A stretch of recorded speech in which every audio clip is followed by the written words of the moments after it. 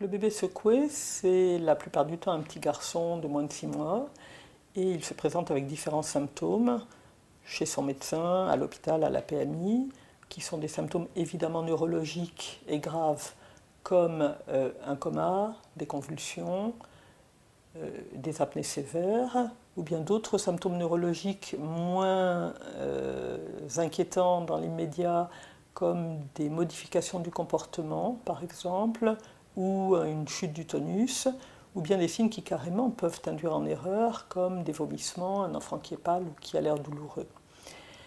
Devant tous ces examens, devant tous ces symptômes, de toute façon, il faut examiner comme toujours l'enfant tout nu, et dans le cas qui nous préoccupe, il faut en particulier rechercher l'état de la fontanelle, le périmètre crânien, et il faut reporter le chiffre sur la courbe pour voir s'il y a un décrochage de la courbe, et puis rechercher des ecchymoses sur tout le corps. Je n'ai pas dit au début de cette réponse que le bébé pouvait aussi arriver mort et que dans ce cas-là, il fallait suivre les recommandations de la Haute Autorité de Santé. De toute façon, chaque fois qu'on soupçonne un tant soit peu un secouement, il est obligatoire d'hospitaliser l'enfant tout de suite, que les parents soient d'accord ou pas. Et il faut faire des examens, et les examens vont permettre de découvrir les lésions. Les lésions, elles sont de deux ordres, des lésions hémorragiques dans la tête, des hémorragies sur la rétine. Dans la tête, c'est pas le cerveau, c'est entre le cerveau et la voûte crânienne, ce qu'on appelle des hématomes sous-duraux ou des hémorragies sous-arachnoïdiennes, qui sont la base du diagnostic. Et puis au niveau de la rétine, c'est essentiel d'avoir un examen ophtalmo par un spécialiste très compétent, au maximum dans les 3 jours après le début des symptômes. Et il y a une troisième donnée qui est essentielle pour le diagnostic, qui est les résultats de l'entretien avec l'entourage qui a amené l'enfant.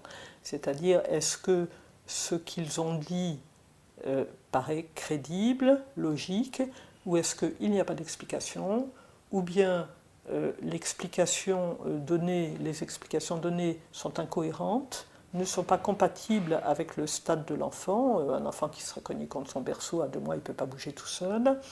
Ou bien les explications varient selon le moment, selon l'interlocuteur. Et avec cet ensemble de faits, les symptômes, les données de l'examen radiographique, l'imagerie médicale, le fond d'œil, nous avons considéré qu'on pouvait classer la probabilité de secouement en secouement hautement probable, voire certain, secouement probable, secouement possible, et dans certains cas, on écarte le diagnostic de secouement.